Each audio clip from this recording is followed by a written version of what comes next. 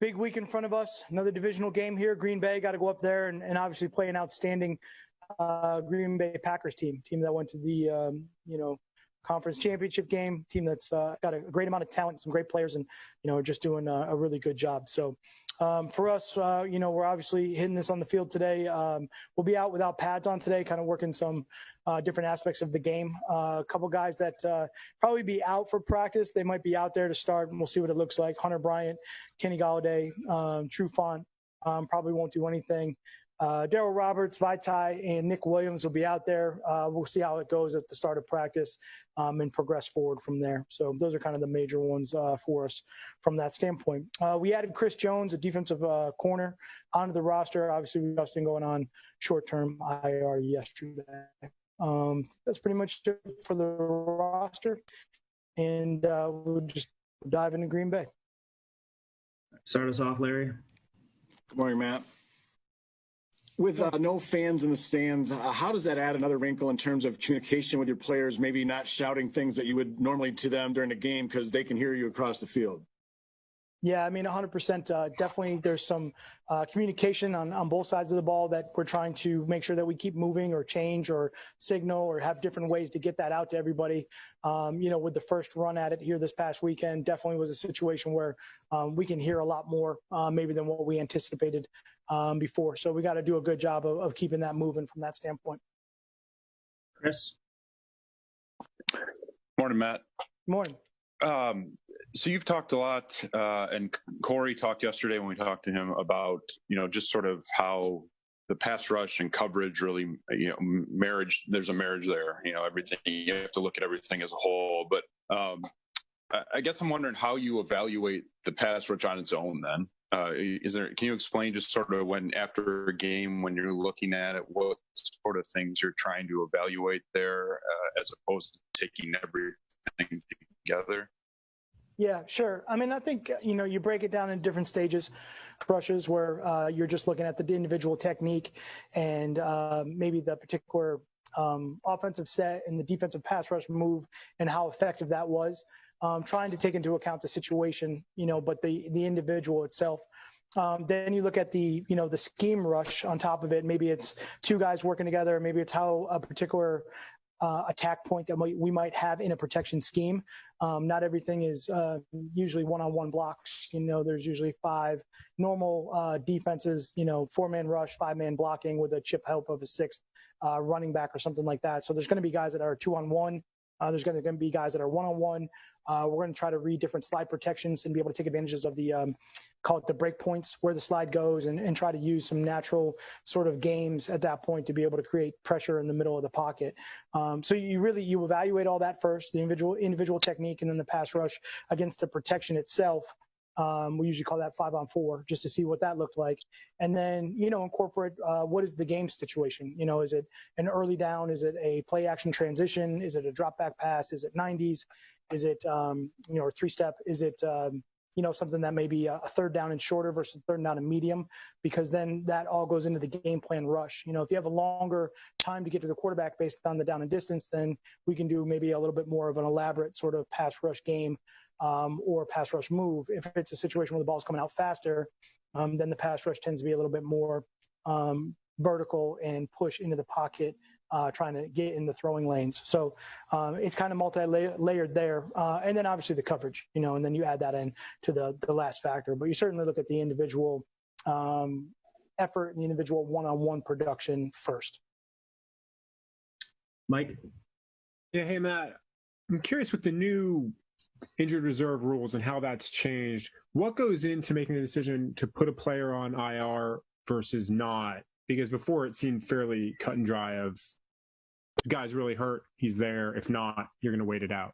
How has that changed for you? Yeah, definitely. Obviously the time and the length and then the injury type.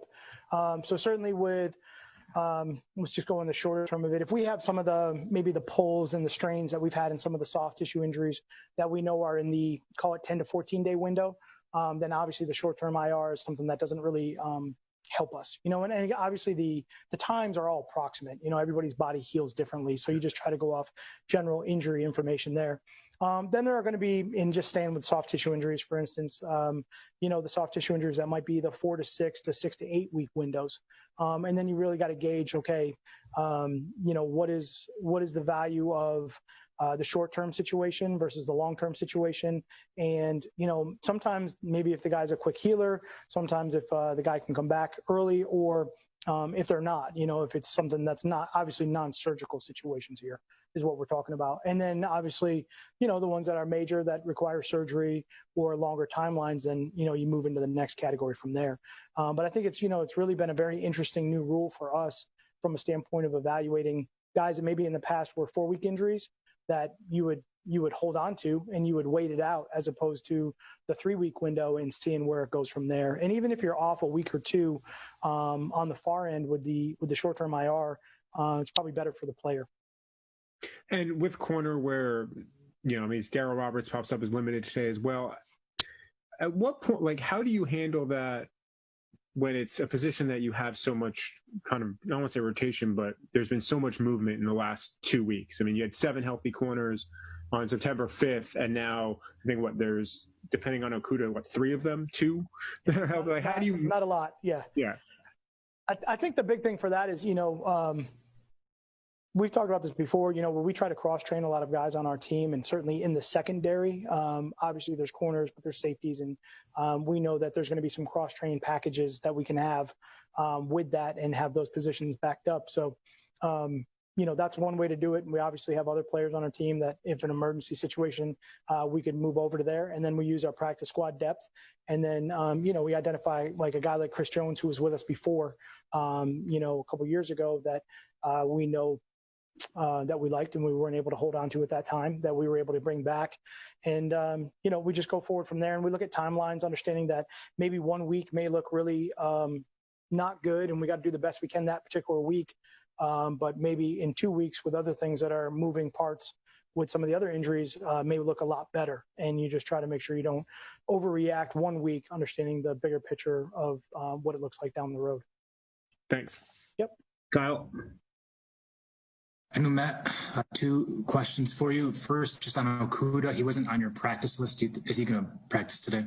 Yeah, I think Jeff's going to go out there, and we'll see how it goes during warm up. But I'm anticipating him being able to go through practice, and we'll obviously keep an eye on it from that standpoint. But anticipate him to be out there and go. Okay. And the second thing is, Darrell talked about this yesterday a little bit, but with how much you can hear at the line of scrimmage now because there's no fans. He was talking about how he's more concerned about signs being relayed to the other team, or how much teams can glean from the TV copy or whatever it is. So I was curious about your process, like going out there looking at the Packers or whatever, if you're listening for that, if you've got a staff that's out there trying to pick up clues from that, and then how do you go about disguising your own calls going forward? Yeah. Obviously, it's a huge part of the game, honestly, and we get a lot of information from the TV, and we get a lot of information from previous years of just studying opponents and keeping track and records of the different systems that everybody plays, whether it's offense or defense. A lot of this stuff, honestly, is really pretty common knowledge before the game. What you're trying to identify is what's taking place in game and if anything's switched. Peyton Manning is a classic example. We're playing Peyton Manning one year, and we knew obviously the audibles at the line of scrimmage. I got 2 young linebackers, Jarrad Mayo and Gary Guyton, and we had one of the calls, and first time he said it, they took off, and it was a great play, and 2 young linebackers really excited about the play, and it was a TFL. And the next time he comes to the line of scrimmage and dummies the thing, and Gary goes through the middle, and I think Jarrad did too, and pretty sure Clark hit the thing over the middle for about 35 yards deep. So, I just think, you just constantly, you understand the situations, that there's communication out there, but you really got to look at all the other nuances that go along with it. If you get a piece of communication and you say, okay, hey, here's what I heard, but this guy's showing me this, or this formation is showing me that, or, this set is usually this. You take it as what it is, but you still got to go out and play and react at that standpoint. So on the flip side of that, we do have to be conscious of that communication, and certainly if there's something that we think that somebody's tapped into that we need to change. And then signals will be something that, we're just going to have to constantly keep moving. So 2 more, Justin and Dave. Yeah, it's really. Yeah. Matt, I made some big halftime adjustments to my audio setup here, so hopefully that solves last week's issues. You talk a lot about bad football early in the year, missed tackles, some leverage issues, gap integrity was kind of shaky with the defense in that opener. You mentioned you're not going to be in pads this week, or sorry, not this week, but today. How do you accelerate correcting some of the fundamental flaws you got going on with the defense out of the opener heading into week 2? Yeah, I mean, that's obviously a huge problem for us. The plan is just not to be in pads today. We'll see what tomorrow looks like. And sometimes that's trying to make sure we get the guys that we want out there to take a look at it. And sometimes it's more about moving the bodies around, maybe at a quicker tempo than it is slamming into each other. And we'll gauge that day by day. One of the tricky parts of, I think, the NFL in the last couple of years has been how do we practice good fundamentals without being in pads. And I think we've come up with creative ways through the different sled work and the different bags and some of the different drill work, fundamental stuff that we've been able to do. I think we've definitely expanded on those type of individual drills and those type of individual periods throughout the course of practice. So even later in practice where maybe individual periods tend to go away, we're actually going back to doing more individual after or during a team period. So if you're not out in a particular team period, kind of going back and working some of the sled work because at that point you're not slamming into each other. So it's kind of, a good opportunity for you to kind of hone in on some of those fundamentals. Obviously from last week, there's areas like you mentioned that we got to get better at. And so do a lot of people in the league. And, if we can do that quicker, we'll be better faster. And that's something that everybody understands. So just trying to keep coming up with creative ways to do it and be disciplined as we're, repping those things and trying to, get better at them. Guys are great though. I mean, they understand it. They know that this is their craft. This is the things they need to work on, and they're going to stay and put extra time into it and do everything they can to get it better. I wanted to dip really quickly back to the short-term IR. And I know you kind of just take rule changes as they come, but as you're evaluating this initially, do you think maybe this is a good long-term solution for teams and players to have that short IR window, similar to baseball with their short and long-term DL? Yeah, it's a great conversation piece because I think before we had it, everyone was wishing we had it. From that standpoint, we're all like, gosh, if we had a different way to do this, that'd be great. So now we do. So I think that everyone's trying to use it to the fullest and to the best of the rule. And we'll go back and take a look at it afterward and say, hey, what was the benefits of it, and maybe what was the downside. But I think right now we'll just try to use it as much as we can. Thank you, Matt. Yep. All right, Dave, last one. Morning, Matt. Excuse me. Two things. Just want to follow up on what Kyle had asked you about real quick. The changing of the calls. How long does it take for you guys to recognize either defensive checks when you have a veteran quarterback like Stafford or Rodgers, or even when you're going against one of those guys? I don't know if they can change that stuff, mid game. How long does that take to sort of recognize in game? Yeah, guys that are been playing quarterback for a long time and in the system, they change that stuff pretty quick. They might change it on the next play. They might actually go back to the huddle and be like, hey, I'm going to dummy this call right now. Everybody ignore it because we got to slow the defense down, or vice versa. We do the same thing on defense. So guys do it. I would say this though, early in the season, in the NFL, everyone's a little bit nervous about doing it. I'm sure, again, the veteran quarterbacks like Stafford and Aaron Rodgers and those guys, they feel comfortable being able to do that stuff.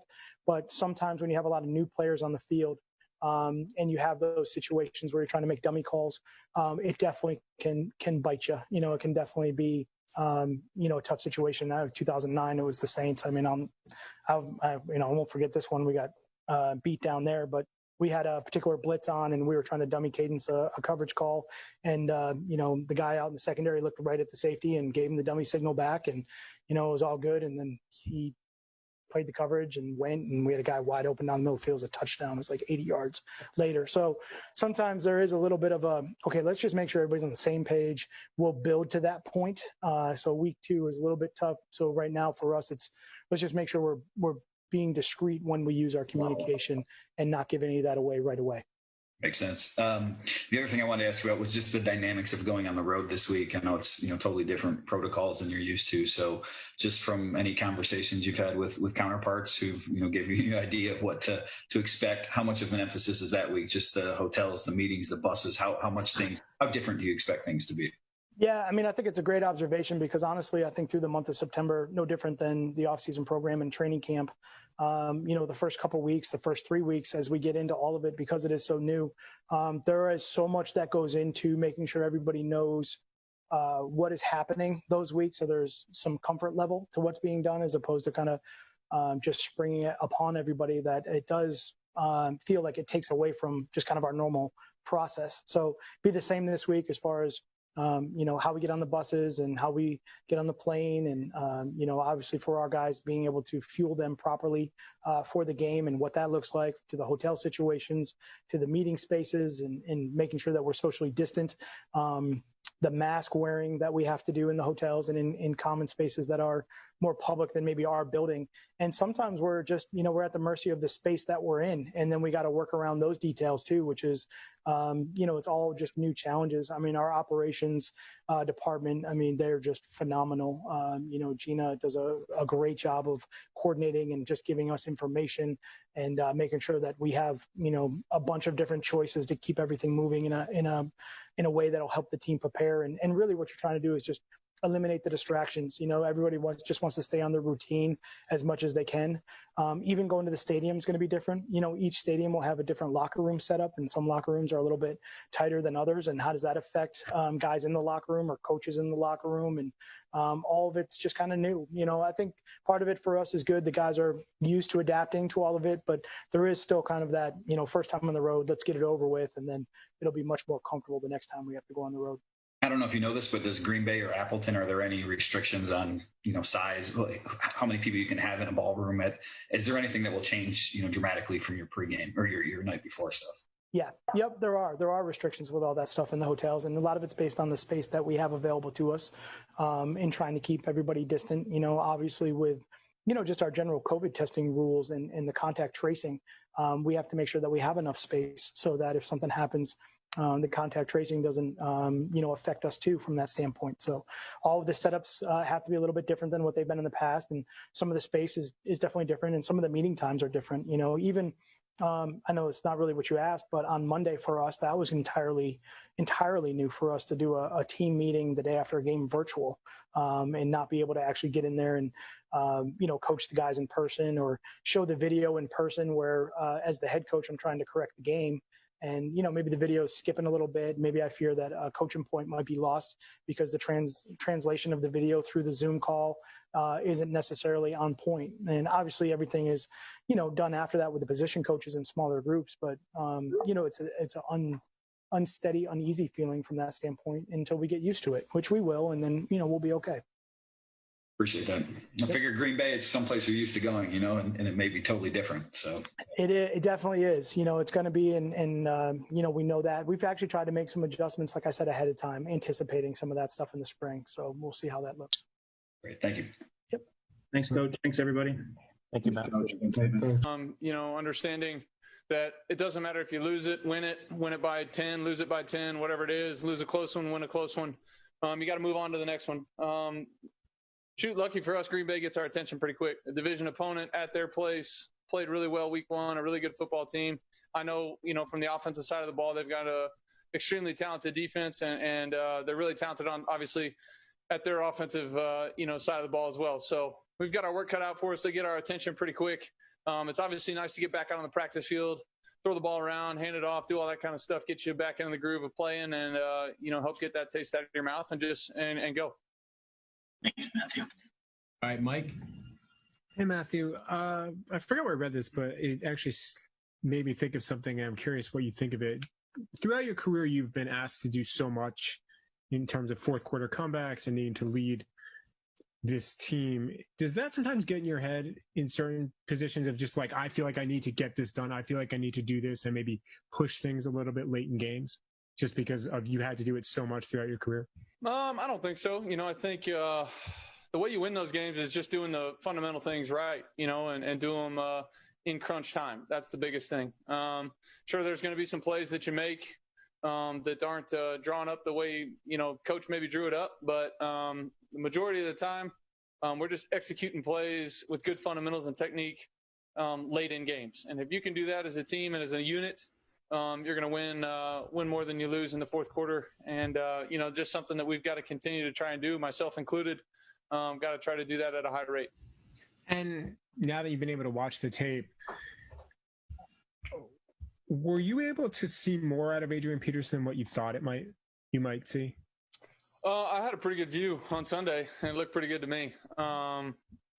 He was running the rock great. You know, I was happy for him. I thought the guys up front when he was in there did a great job creating some holes, and he hit them. So, you know, each week is a new challenge. Just because we ran the ball good last week doesn't mean we're going to run good again this week. We got to go out there and prove it and earn it, and that's what we're working on doing this week. And just to clear one thing up real quick, how did the back feel on Sunday? My back? Yeah, your back. Oh, good. Thanks. All right, go Mike O'Hara. Yeah, Matthew, this is just a little bit of follow-up. You've always talked about putting things behind you, going from the next play to the next play. You had the interception on Sunday, then just marched him right down to the brink. How do you put that aside? And does that play even on your mind in the next series? No, not on my mind. Obviously, I can't let it happen. Been playing this game a long time. You know, I get the ball in my hand late in the game. I know my guys trust me. I got to make good decisions with it. Not try to do too much and just you know, keep us moving. But no, I mean, nobody wants to go out there and drive us down and score more than I do after giving up you know, a play like I did. So was motivated obviously as I am every time we take the field and I get the ball in my hand. But knew it was going to be a crunch time moment where we needed to drive down there and give ourselves a chance, and we did that. Just didn't come away with it.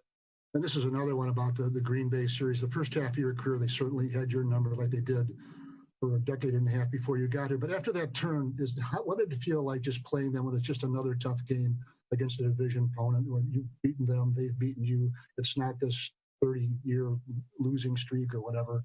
Yeah, I mean, I haven't really thought about it till you just said it, to be honest with you. You know, I think every time we go there and play, it's we're playing a really good team in a tough place to play. Obviously, it's going to be an interesting venue this year. No fans, like everywhere is. But, you know, the toughest part about going to play at Lambeau is playing the Packers. They're a really good football team. You know, they've got really good players all across the field. So we've got to go out there and execute our game plan, have our guys make plays when we get the chances to make plays, and, you know, just play good, sound football, give ourselves a chance. All right, thanks. All right, we'll do three more. Dave, Nick, and then Carlos. Hey, Matthew, two quick ones for you. Just was curious. I think you took a knee for the anthem Sunday. Some guys went in the locker room, some guys stayed. Can you just explain why you did what you did? Just felt like it was the right thing at the right time. You know, I just obviously it's been an amazing offseason for me personally, for our team, for a lot of people. Something where you know, there's been a great opportunity for growth and learning and understanding, and just felt like it was the right thing for me. As certain guys on our team felt like the right thing was staying in, certain guys felt like the right thing for them was being in the locker room. We support each other. We know where everybody stands in our locker room. We love each other and support each other, and that's that. Appreciate that. And then I want to ask you, I know you've talked about your relationship with Rodgers before. Yeah, I don't know what it is, but just the mutual respect you have for each other. I guess, do you have any stories you can share of, we see the picture of you guys, you know, saying hi after games or before games. Maybe you can speak on that if there's some story that highlights that. I mean, I have a ton of respect for him. You know, I know he's been playing this game for a long time and doing a great job. I've obviously got to compete against him a bunch of times. You know, obviously a spectacular thrower of the football, great athlete, everything you want in a quarterback. So he's playing at a high level again this year. I think he's done a great job of kind of adapting to that system and still making it his own, doing his own thing and making plays. He's as dangerous as they come in the NFL. Our team knows that. And, you know, I personally have a ton of respect for how he plays the game and how he leads that team. Great. Thank you. Nick. Hey, Matthew, thanks for doing this. Obviously, I know you guys had limited time in the offseason and everything, and you know, did everything you could to get ready. But having not played in a game for almost like a year on Sunday, I'm curious, did it take you a minute or two to get sort of back into feeling like yourself out there? Or was that a right away thing when you know? Each game's kind of different. But I felt like it took me a little bit too long to get settled into this one. I wasn't efficient enough early, and I don't know that was because I hadn't played in the game or I just you know, didn't get into the flow. Either way, I'm trying to make sure it doesn't happen again. Just try to get going as fast as we possibly can and make sure that we're not going, you know, 3 and out early and keeping our defense off the field. So, I'm not sure that had anything to do with it being off the field for a long time or not, but certainly trying to start fast every game, myself and our team included. And if I could sneak one more in, Cephas got, I think, 10 targets or somewhere in there. Got a lot more than I think any rookie in the league actually on Sunday. What have you seen from Cephas throughout the last month, and kind of where you're at with him? He's done a nice job. Obviously, I missed him on a couple. There were a couple I'm sure he wishes he had back. That's the way it goes when you have a young guy in there and you're trying to get to know him and learn him, and he's trying to learn the game without a preseason, any of that stuff. So I thought he did a great job. He's a guy that came in day one and was asked to do a lot, and has never skipped a beat. Just kind of hopped in there when it was his chance to get in there. Went out there and executed plays. So I know as a player out there, I have a lot of confidence in him. I know our coaching staff does as well. He's just a guy that continues to work hard and learn and try to prove himself. Thank you. All right, Carlos, last question. Yeah, just a couple of quick ones, Matt. If the situation were to come again with DeAndre Swift in that last second situation there, do you have any hesitation to trust him and throw that ball again to him? No, not at all. Throwing it to him 100 times out of 100. Trust that kid. He'll make the play. And just secondly, TJ Hawkinson had a really nice game. It had been a while since he played as well. How did you feel about your chemistry with him? Seems like you guys got off to a good start clicking. Yeah, it was good. Coach did a nice job drawing up some plays to get him some chances. And, he capitalized on them. His touchdown, he's probably the most covered guy in the field. I jammed it in there to him, but it was a nice catch. I was happy for him. Obviously, the more guys rolling and playing at a high clip that we can get on offense, the better we'll be. TJ is one of those guys that's a weapon for us, and we got to make sure that, everybody on our offense is getting touches, and we're going from there. Great. Thanks, Matthew. Thanks, Cool. guys. Thanks, guys. We'll go Justin, first question. Hey, Jarrad, I know it's just one game, and Matt likes to kind of change game plans around, but it was a lower snap count total than I guess we're used to seeing for you. We know your competitiveness. We know your love for the game. I just wonder how you handle that personally when you're not out there every snap. Does it fuel you? What do you experience? Honestly, I just get out there and I see what I can see and make sure I can help these guys when they get back to the sideline, When it's my time to go out there, I go out there and I play to my best, play to my best of my ability and do what I can to help the team. But while I'm on the sideline, I'm still locked in, I'm still dialed in the game. And, I'm just trying to make sure that whoever's out there, that they're making the plays, that they're helping us out. They're trying to make us or put us in the best position that they can, so I'm trying to give my input as much as I can to assist. Is it fair to say the goal for you always is to be that 3-down player, though, and to play as much as possible when asked? 100%. But, I got to trust the coaches and trust the game plan, and that's all I can do, Thank you, Jarrad. Yep. All right, we'll go Ben. Hey, Jarrad, thanks for doing this. Just was curious how much Jamie's weird early ejection kind of changed things from the linebacker room's perspective and you guys moving around a little bit more after he was out of there. We tried to adjust, and it really wasn't that big of a deal. We just came in, and we talked about what we were going to do, and we just moved forward, just kept it rolling. It was really unfortunate, but, it is what it is. You have to adapt or die. Jeremy? Kind of on the same topic there, as a captain of this defense, what's your message to the team after that happened? You got to step up, man. Next man up, and you just got to keep playing. You got to keep playing hard. It's hard to lose somebody like that, and it really sucked. It was unfortunate, but at the end of the day, we got to keep going. We got to compete every single day, no matter what the situation is. All right, back to Justin. One of the things this defense always wants to do is stop the run. That the Bears moved it on the ground pretty well against you, and you've got another tough matchup coming up here with Green Bay. When you watch the film and you process that, what were some areas where you saw that you guys need to make some immediate improvement? Just got to make sure that we're being more physical up front and just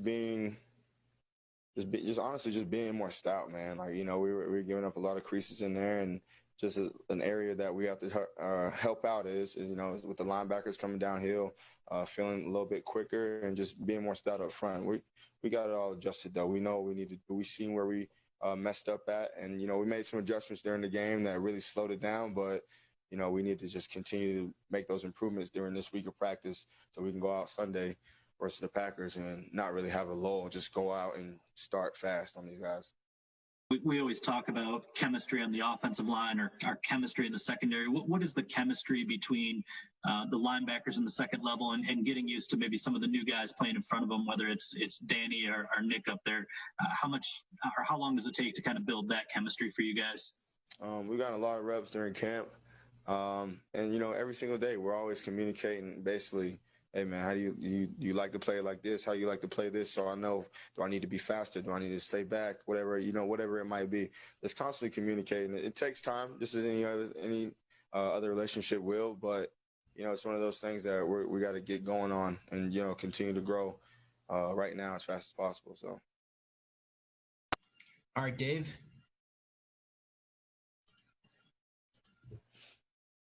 Dave, you're muted. Sorry about that. Rookie mistake.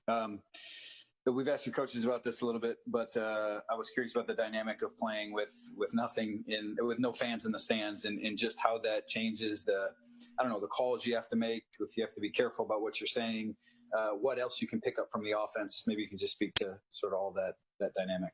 It's definitely different. It creates a different environment. But it's very similar at the same time. Like, at the end of the day, it's all football. So, we just got to make sure that, there's some things that we can't always yell out. We're talking a little bit quieter, whatnot, but that's just a part of it, It's one of those things that come with the territory. We don't have as much noise. So, we just got to make sure that we always have our ears open so we can hear the call that we're given and then see what we can pick up from whoever. So, we're just out there having a good time.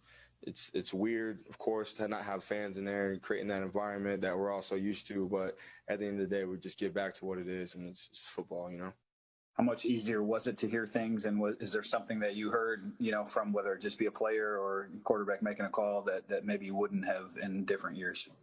I think, honestly, it's just about the same. I know it's quieter, but you still hear the same stuff. It's not that big of a difference, when you're playing a game, the crowd's loud. It's very loud out there. But at the end of the day, you lock in and you kind of get in the flow state and you can hear certain things from certain people just how you normally would. So, I don't know. Fair enough. Thank you. All right. Thanks, JD. Thanks, guys. All righty. Thank you, guys. Guys can throw your names in to get started.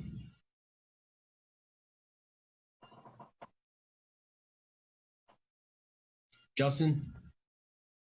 Be good to see you, Tyrell. First week matchup, you get Khalil Mack. Never really an easy challenge. How does that, get you started on a season? Is that a confidence building thing, or how does that work when you face somebody at that level right out the gate? Really just as an opportunity to get better. He is one of the best players in the NFL. So to have the opportunity to go against him and just compete against him and learn where I can do better was awesome for me. And it was a fun challenge, and I enjoyed it. When you did go back and review the film from your performance, obviously the offensive line had a pretty good day all the way across. I'm just wondering, where did you see room for improvement for yourself and where you wanted to get better just based off that matchup? There's 1,000 things I could do better. Could lower pads, better first step, better hand placement. There's a lot of things I can learn from the film. Kyle? Yeah, Tyrell, I was just curious, what was it like blocking for Adrian Peterson? It was awesome. Pretty much asked me a couple years ago if I would ever have that opportunity to block for AP. I'd be like, you're lying, you're crazy. And then to actually get a block for him in a game and just watch him run over people was awesome. It's such a fun opportunity to block for him, and he's a great leader, in my opinion. Was he a guy you watched growing up? Yeah, definitely was someone I was watching growing up. Always just thought he was one of the best backs in the league, and now he's one of my teammates. Good, thank you. Mm-hmm. Chris? Hey, Tyrell, just a quick one here. I saw you retweeted that next week you're participating in looks like a webinar with Alyssa Milano and some other people about voting, the importance of voting by mail, or the importance of having the opportunity to vote by mail. So just wondering if you could just explain how you got involved with that and what you're hoping to teach people through that. Yeah, just with the election coming up this year and everything with COVID going on, voting by mail is like be a huge thing this year. So just pretty much using that webinar just to kind of help spread information and just like inform people on how they can vote by mail and just how like the process works. How'd you get connected with that group or with the people that are doing that? Just like randomly sort of happened. I guess I'm asking if you know Alyssa Milano personally, specifically, or how if you went through your agent, or if you had I know it's just sort of looking at like the Colorado Secretary of State. It looked like maybe it was on there. So if you just knew any of these people beforehand. Yeah. So with Alyssa, just like we have mutual friends, and then her and I kind of have a friendship also that's built from that. Cool. Thank you. Mm-hmm. We're going to go Justin. Yeah, I wanted to build on Chris's question a little bit. Obviously it's been a very important offseason with you guys as a team, and you've been probably one of the more vocal guys on social media. Do you feel like you're just kind of growing into that role, or is that something that's always been a part of you, this social justice through Oregon, and we're maybe just seeing that side of you more now? More so now. While I was at Oregon, I was pretty vocal, but not where I'm at now. And it's just, for me, there's a lot going on in the world, and I know there are people that look up to me, and I just want to try to spread a positive message and just kind of let people just become more educated on things that's happened like outside this building. And I don't know, I really enjoy trying to give back to the community and just spread a positive message. Was there a moment this offseason? Obviously, there was a trigger moment for the entire team and canceling practice and formulating a message. But on a personal level, did you have a moment that really kind of pushed you in that direction, Tyrell? Kind of ish. I mean, there's not one moment I can really pinpoint that. It's like, oh, I need to be more vocal. It's just kind of built on to throughout pretty much growing up and just realizing more things are becoming spread or put out there on social media through videos, through phone videos. And just, I don't know, I just want to kind of call it out and just let people know that what's going on isn't okay. Thank you. Mm-hmm. All right, we'll go Mike O'Hara for the last question. Yeah, Tyrell, just one more thing about Adrian Peterson.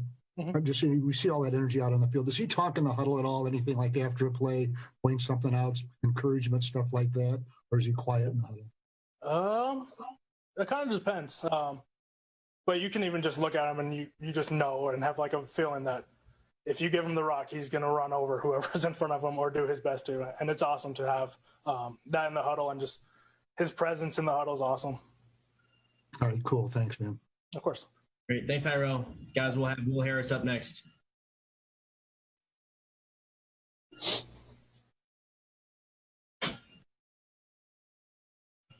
Okay, you guys can throw your names in. We get started.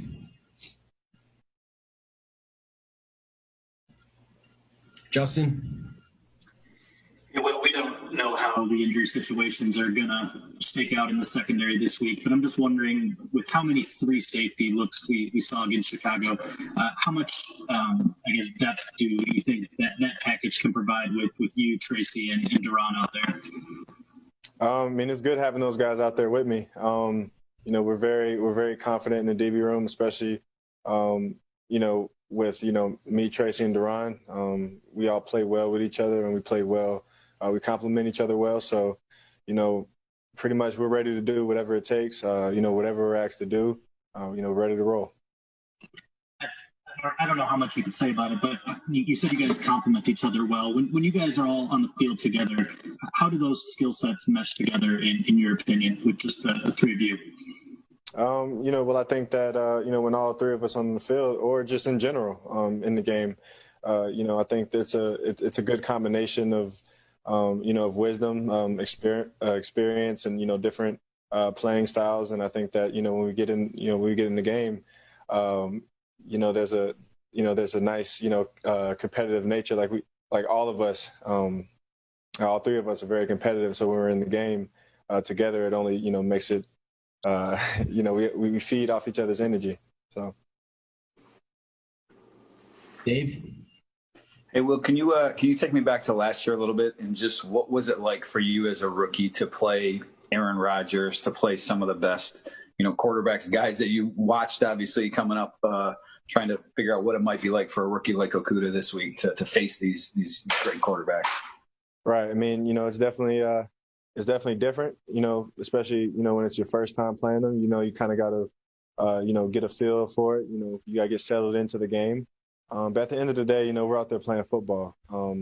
And, hats off to, we give, the utmost, respect, to any team we play, but especially, when you're playing great quarterbacks, you have to give them the utmost respect. But at the end of the day, we're out there playing football. So, all we got to do is just go out there and, get settled in and, just stay true to our, technique and fundamentals and our game plan. And, we'll take it from there. How long does it take for to sort of settle into that I belong here, mode, rather than being, having the wide eyes maybe that a rookie does? Is it a game, a series, a play? How long does it take for that to settle in? Well, I can't speak on everyone's experience. I just know that, it's probably different for everybody, at the same time. We've got a lot of competitors in this locker room that want to be on the field and want to play. So, at the end of the day, these guys are, preparing hard, and we're locked and loaded. We'll be locked and loaded, come this weekend. Great. Thank you. All right, we'll go Dan Miller. Hey, Will, just wondering, when you see the touchdown pass that Rodgers threw to Adams in this game and he's kind of off schedule and scrambling around, when you're playing safety and watching this guy, just the mindset that you have that the play's never dead with him back there. Right. I mean, you definitely got to be on your P's and Q's, when you're back there and, you're facing a quarterback like Aaron Rodgers. He's going to use his feet. He's going to, keep plays alive. His receivers are going to fight for him, and, they're going to fight to get open. They're going to, do their best to, to make a play, make something out of nothing. So, referencing, the play that you're talking about, we just got to, we just got to go into the game being prepared for, things like that. He's been able to make, a career, out of making plays, just like that. So we just got to be prepared for it. Are there some guys that when you're back there, you see a quarterback roll out and you think to yourself, oh, he can never get the ball over here. But with Rodgers, it's the entire field you have to cover at all times? Oh, for sure. I mean, we just got to make sure that, everyone's, on their assignments and, each part of the field, is accounted for. And, especially with a quarterback like him, you definitely can't, underestimate, his throwing power or anything, else that he can do off script. Because, like I said, he's been able to, make a living off of, making great plays with his feet and, keeping plays alive. So we just got to be on our P's and Q's pretty much. Thanks, Will. Thank you. All right, Justin again. I want to go back to what you said in training camp, just the comfort level you felt in the defense and not having to think as much, game slowing down for you. When you actually got out there in week one, how much did that actually hold out to be true? I think it was very true. Especially, compared to last year. I mean, it was just, at the end of the day, I'm going out there, do my job, do what's asked of me and, just play full speed with my hair on fire. And at the end of the day, just got to go out there and try to make as many plays as I can and make sure I'm communicating and, playing within the scheme and, most importantly, giving it my all for, my teammates and, this whole organization. So as long as I'm doing that, I think, we'll be in good shape as far as, the mental side of it. All right, we will cap with Dave right here. Last question. One other thing, I don't know how many quarterbacks across the league took a knee for the anthem this past week, but Matthew did. Just curious what that means to you guys in the locker room to see your quarterback do that, alongside some other guys. Right. I mean, we've, had endless, talks and, you know, really, really meaningful conversations, you know, not only, you know, now, but ever since we, you know, came back as a team on Zoom, you know, months ago. And we've just been keeping the conversation alive and just been reiterating, you know, anytime that someone's feeling something, you know, get it off your chest. Hey, and all these guys, man, everyone in the locker room, everyone in the building, the whole organization's been behind one another. And just, you can feel the support and you can feel the love just running through the halls. So, you know, to see that, I mean, that's just, you know, you know, the physical side of, you know, seeing, you know, his emotions towards the rest of his teammates. I mean, obviously, you know, you could tell he really cares, just like the rest of us, you know, really cares. And, you know, everyone on this roster, man, is just, we're all behind each other and, you know, supporting each other, especially, you know, during, you know, trying times like this. So, you know, it was great. It was great. That's my quarterback. My guy. Thank you. Yep. Great. Thanks, Will. Thanks, guys. We'll see you again tomorrow. All right.